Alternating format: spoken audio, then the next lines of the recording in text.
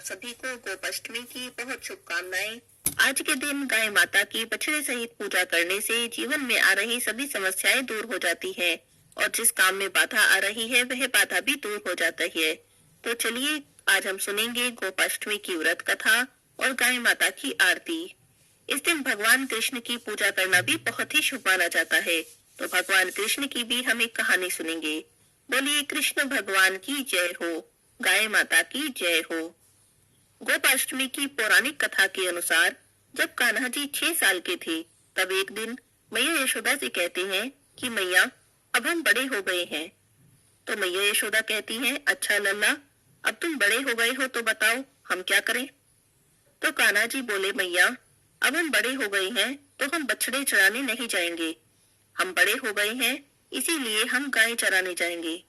तब ऐसा होता था कि जो छोटे छोटे बालक होते थे उन्हें बछड़े चराने का काम दिया जाता था। गौ माता बड़ी होती हैं, उन्हें चराने के लिए बड़ी आयु के ग्वाले जाते थे।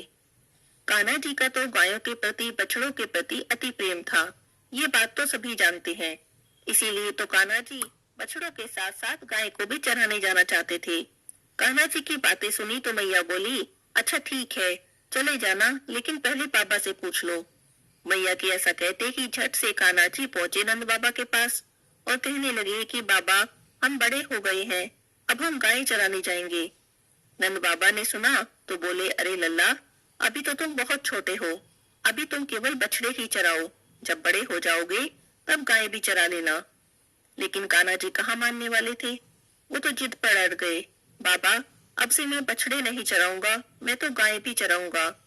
कान्हा जी नहीं माने तो बाबा बोले, ठीक है लल्ला, पंडित जी को बुला लाओ। पंडित जी कोई अच्छा सा मुहूर्त देखकर बता देंगे, फिर तुम गाय चराने लगना। अब कान्हा जी को तो बस इसी बात का इंतजार था। बाबा के मुंह से हाँ सुनकर झट से पंडित जी को बुलाने के लिए उनके पास गए और बोले, पंडित जी आपको बाबा बुला रहे हैं, गोचारण का मुहूर्त देखना है। एक और काम करना पंडित जी, आप आज का ही मुहूर्त बता देना, अगर आप ऐसा करोगे तो मैं आपको बहुत सारा माखन दूंगा। पंडित जी ने सुना तो कान्हा जी के मुख से माखन का प्रलोभन सुनकर पंडित जी समझ गए कि कान्हा जी को गाय चराने की बहुत जल्दी है। अब पंडित जी तो पहुंचे नंद बाबा के पास और बार बार पंचांग देखकर गणना करने लगे।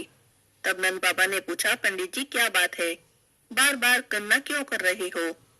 इधर कान्हा जी ने पंडित जी को पहले ही पट्टी पढ़ा दी थी। उन्होंने पंडित जी को ढेर सारा माखन देने का लालच भी दिया था। प्रभु के हाथों से माखन खाने का आनंद ही कुछ और है। अब पंडित जी नंद बाबा से बोले, क्या बताएं बाबा जी, आज का ही मुहूर्त है, उसके बाद तो अगले 1 साल तक गोचारण का कोई शुभ मुहूर्त ही नहीं है। पंडित जी की बातें सुनकर तो नंद बाबा को भी अपनी लाला को गोचारण की स्वीकृति देनी पड़ी। अब भगवान जो भी कार्य जिस समय कर ले वही शुभ मुहूर्त बन जाता है। बस उसी दिन से भगवान ने गोचारण आरंभ किया।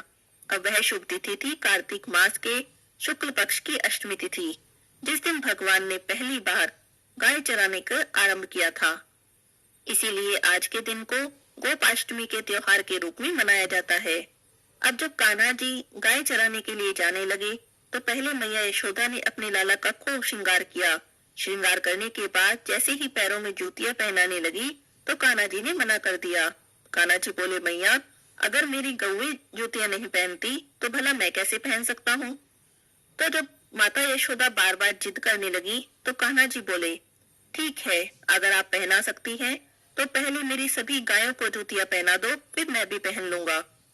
ऐसी मान्यता है कि जब तक भगवान वृंदावन में रहे उन्होंने अपने पैरों में कभी भी जूतियां नहीं पहनी।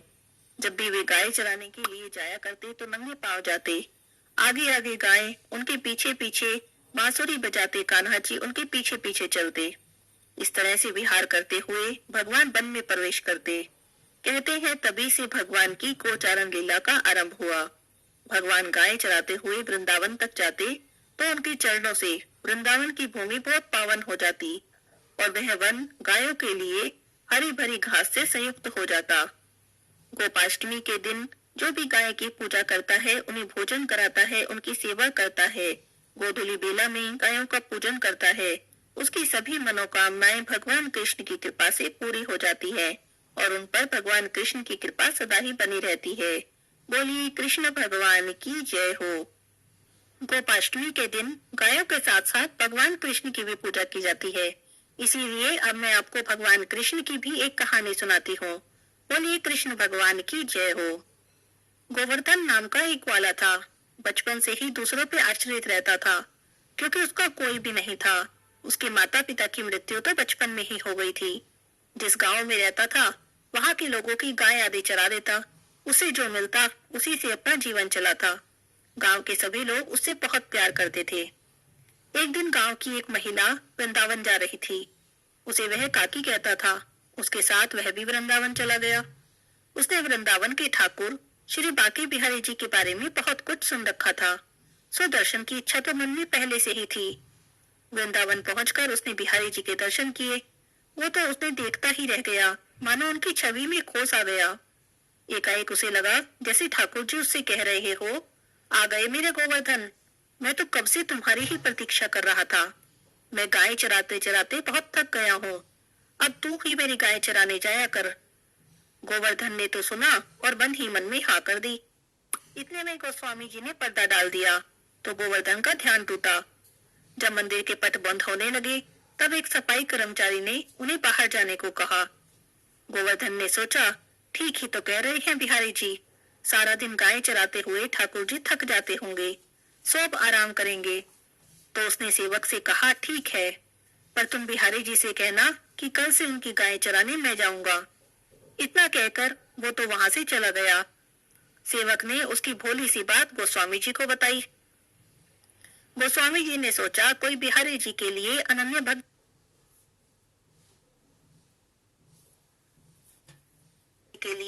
भक्ति लेकर आया है। चलो यहाँ रहकर गाय भी चरा लेगा और मैं उसके खाने पीने और रहने का इंतजाम कर दूंगा। गोवर्धन गोस्वामी जी के मार्गदर्शन में गाय चराने जाने लगा। सारा सामान और दोपहर का भोजन उसे वहीं पर भेज दिया जाता। एक दिन की बात है, मंदिर में उत्सव था। गोस्वामी जी तो व्यस्त हो गए। व्यस्तता के कारण गोवर्धन को भोजन भेजना ही भूल गए। पर भगवान तो अपने भक्त को कभी नहीं भूलते। उन्होंने एक वस्त्र में कुछ मिष्ठान बांधे और पहुंच गए गोवर्धन के पास। जैसे ही वे पहुंचे, गोवर्धन बोला, आज बड़ी देर कर दी, मुझे तो बड़ी जोर से भूख लगी है। गोवर्धन ने जल्दी से सेवक के हाथ से पोटली ली और पेट भरकर भोजन पाया। इतने में ही सेवक जाने कहाँ चला गया था। वो तो अपना वस्त्र भी वहीं छोड़ गया। शाम को गोस्वामी जी को याद आया कि अरे, मैं तो गोवर्धन को आज भोजन भेजना भी भूल गया। उन्होंने गोवर्धन से क्षमा मांगी। तो गोवर्धन बोला, अरे गोस्वामी जी, ये आप क्या कह रहे हैं? आपने तो आज एक नए सेवक को भेजा था प्रसाद देकर। देखो ये वस्त्र, जल्दी जल्दी में मेरे पास अपना वस्त्र भी छोड़ गया। गोस्वामी जी ने वस्त्र देखा तो आश्चर्यचकित हो गए और गोवर्धन पर बिहारी जी की कृपा देखकर आनंदित भी। ये वस्त्र स्वयं बिहारी जी का वस्त्र था। बिहारी जी का गले में पहनने वाला पटका था, जो उन्होंने खुद ही बिहारी जी को सुबह सुबह पहनाया था। ऐसे ही है हमारे बिहारी जी, भक्तों के लिए पल में तोड़े चले आते हैं। बोलिए श्री बांके बिहारी लाल की जय। कृष्ण भगवान की जय हो। गाय माता की आरती। जय जय गो माता मैया, जय जय गो माता, जो कोई तुमको ध्याता त्रिभुवन सुख पाता। बोलो जय जय गो माता। सुख समृद्धि प्रदायिनी, गो की कृपा मिले, जो करे गो की सेवा, पल में विपत्ति टले। बोलो जय जय गो माता। आयु ओज विकासनी, जन जन की माई, शत्रु मित्र सुख जाने, सबकी सुखदाई। बोलो जय जय गो माता। सुर सौभाग्य विधायनी, अमृति दुग्ध दियो, अखिल विश्व नर नारी, शिव अभिषेक कियो। बोलो जय जय गो माता। ममता मई मन भाविनी, तुम ही जग माता, जग की पालनहारी, कामधेनु माता। बोलो जय जय गो माता। संकट रोग विनाशिनी सुर महिमा गाई।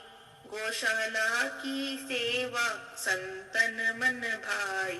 बोलो जय जय गो माता। गो माँ की रक्षा हित हरि अवतार लियो। गोपालक गोपाला शुभ संदेश दियो। बोलो जय जय गो माता।